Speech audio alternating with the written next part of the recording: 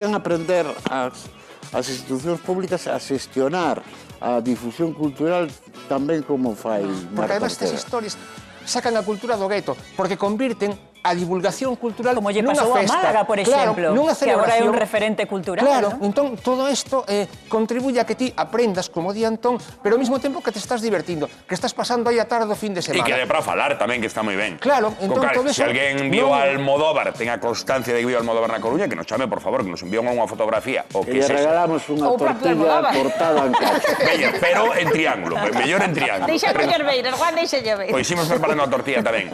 Hoxe estamos no Día Internacional da Televisión, pero tamén estamos no Día Mundial da Pesca. Raquel Atanes, un sector fundamental na nosa economía e tamén na nosa sociedade. Pois sí, Juan, dende logo, porque a industria pesqueira supón para Galicia moito máis ca un negocio. Está profundamente arraigada na identidade galega e implica un estilo de vida que repercute na nosa cultura tamén. Pero, como ben apuntabas, tamén na nosa economía. De feito, representa unha parte vital da mesma e ímolo ver contado, ademais, con cifras. Porque o sector do mar en Galicia xera ingresos significativos, pero tamén xera emprego. Fíxense, traballan en el 15.500 persoas na nosa comunidade se dedican á pesca e factura máis de 1.200 millóns de euros. Galicia representa o 52% do valor das exportacións españolas, tanto de peixe como de marisco. Unhas exportacións que o pasado 2024 supuxeron, xa o están vendo, 2.797 millóns de euros. Polo tanto, Galicia é clave no mercado nacional e internacional do marisco e do peixe. Entre toda a pesca extractiva que abarca dende a pesca artesanal, de baixura ata a pesca industrial, dá traballo en Galicia a moitísima xente, fíxense, a máis de 11.000 persoas e contan con 4.195 embarcacións dedicadas a ela. As capturas totais roldan os 102.500 toneladas, cunha facturación total de 905 millóns de euros. Estamos falando de cifras astronómicas. Entre todas estas capturas, os exemplares máis caros e que máis produción nos dan, xa o están vendo, o lirio, a pescada e a sardiña. Galicia ten un total de 128 portos, aínda que é certo que non todos son exclusivamente pesqueiros. Pero entre os que sí que son, 3 deles concentran a meirande parte da actividade pesqueira galega, e aí están vendo, serían o de Ribeira, o da Coruña e tamén o de Vigo. Ademais desta pesca da que estábamos a falar, outra actividade que segue a ser moi relevante en Galicia é a da acuicultura, a cal se dedican na nosa comunidade alrededor de 4.460 persoas e 2.510 empresas. A produción total é de 191.219 toneladas de capturas, o que supón unha facturación anual de 290 millóns de euros. Estamos falando de datos importantes. Entre os principais subsectores por emprego, os que máis destacan son as bateas, con 3.109 persoas que se dedican a esta actividade, os parques de cultivo, con 733 persoas, e os criadeiros e granxas mariñas, con 618 traballadores. E estaránse preguntando en que lugares se concentra principalmente esta actividade da acuicultura da que estamos a falar. Pois a maior produción neste sector situaríase na Ría de Arousa. Xa están vendo, Vila García lidera a produción cunha facturación de 80,3 millóns de euros. Seguida de Vigo con algo máis de 32 millóns e cunha notable diferenza no terceiro posto a Coruña con 7,1 millóns de euros. A pesca en Galicia é cultura, é estilo de vida, é certo que vai moito máis aló dunha actividade económica, pero xa estamos vendo que unha actividade económica tamén é e representa ademais máis da metade do emprego marítimo pesqueiro de todo o país. Atendendo a estas cifras que estábamos a falar, ademais disto, supón tamén o sustento de moitas familias galegas, compañeiras. Gracias, Raquel. Que importancia. Que importancia sanitar os datos tamén e a maioría de persoas que traballan ao redor da pesca. Sí, eu voto de menos neste informe, que é moi completo.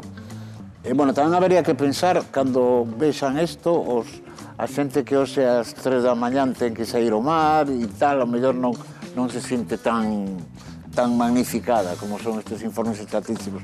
Pero voto en falta unha actividade moi importante que é o marisqueo. E o marisqueo, ademais, é unha historia de empoderamento das mulleres. É dicir, en cada ría, as mulleres foronse autoorganizando, elas son as que xestionan as cuotas, teñen un grande sentido ecoloxista de mantemento das vedas e cando é o mellor momento para mariscar ou non, e logo é a forza de que elas convertiron eso antes, eso que era como un traballo casi de segundo traballo de damas de casa, hai unha profesionalización importante, bueno, ás veces moi machacada por o cambio climático está afectando o marisqueo, pero bueno, eu saúdo a todas as mariscadoras. Hoxe temos o programa Alito, a mariscadora, Pois, mulleres bravas, mulleres bravas. E as redeiras, que además de ser un traballo asociado ás mulleres, é un traballo artesanal que xa quedan moi pouquiñas, porque hoxe en día xa se... Bueno, vivimos na industria ou no mundo do usar e do tirar, e xa quedan moi pouquiñas mulleres redeiras, que ao mesmo tempo que mantiñan o sostén da familia, mentras moitas veces os homes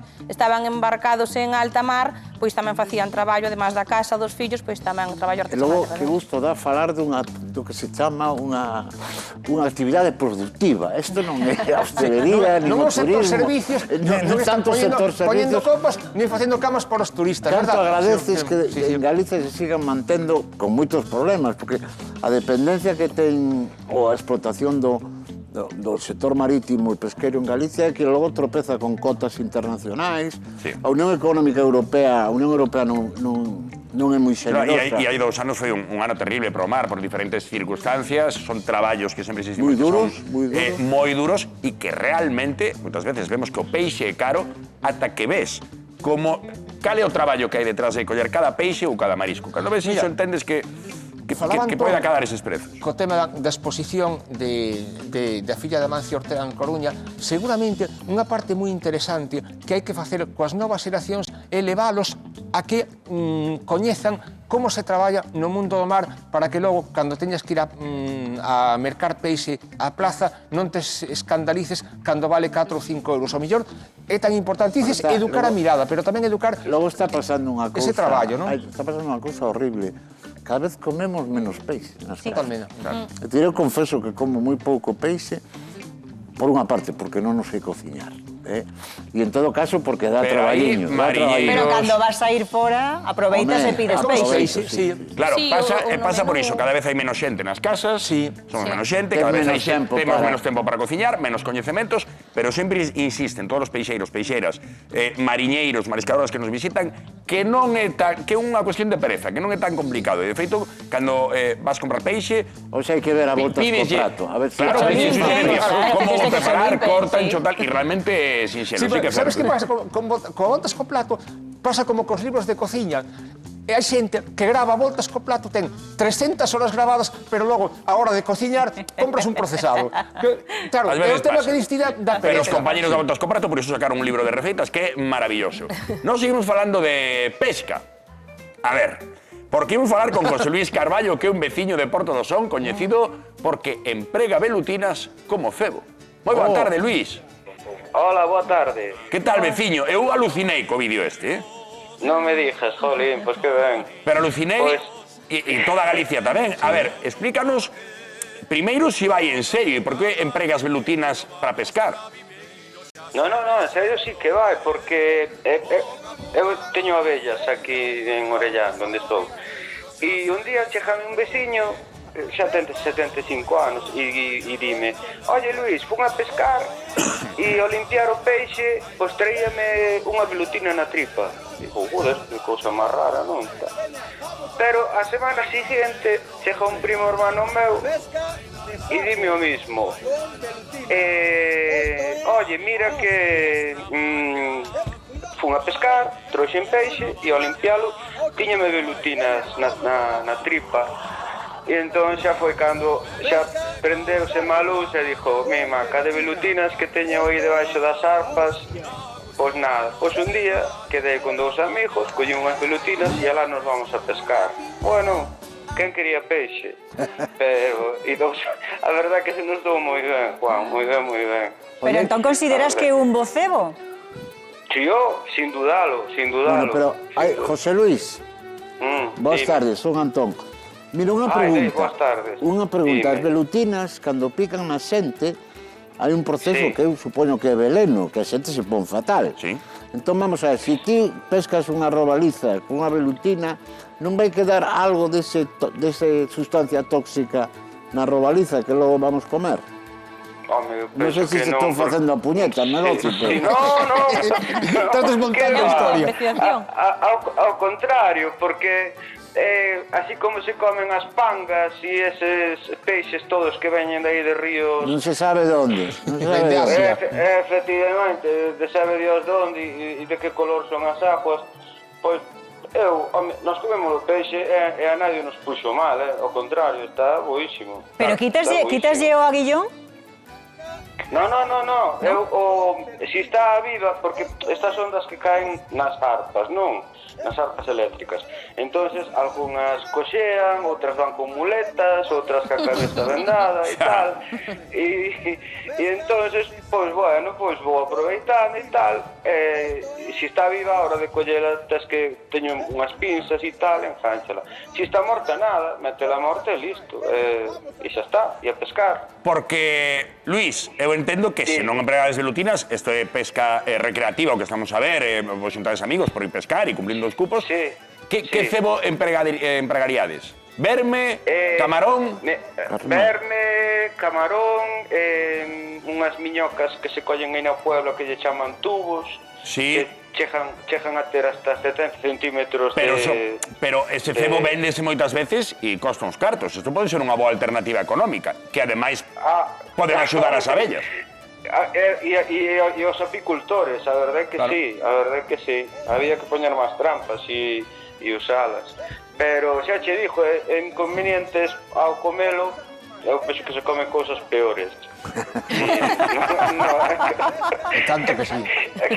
É que é verdade, jolín. É verdade. A José Luis funciona e non quere... Lástima que non chas pillaran ao abuelo, José Luis? Que saltara a robaliza... Que lástima que non chas pillaran ao abuelo, que non saltara a robaliza así ao aire, xa che trencara a velutina, sería un traballazo. Miña nai querida, Jesús. E logo, a navalla entra moi ben tamén, que temos, bueno, vamos con navalla, porque antes eu era un profesional da navalla, agora xa non, xa estou jubilado e tal. E Juan, has de acordar que ainda eles, alá polo ano 98, 97, ele e seu irmán estaban nunha casota en protección civil na playa da Aguieira. Si, éramos socorristas. Vaya socorristas, que tela, flipa. Conta. No, moi boa xente. No, moi boa xente, porque eu chegaba ali con meu traxe de bucear, tal, e a roupa, eles estaban por ali, e eu a roupa deixaba debaixo da casota. Entón, daquela non había nin plan de explotación, ni nada. Que nunca comemos unha navalla, Luís. Non me jodas que nunca comestes unha navalla. Nunca robaron nada. É increíble, no? Cando vin o vídeo, acordome de ti perfectamente, que somos veciños. Cando vin o vídeo, alucinei, e por iso te preguntaba si en serio, porque podía ser unha broma, que somos moito de bromear, pero... No, de feito,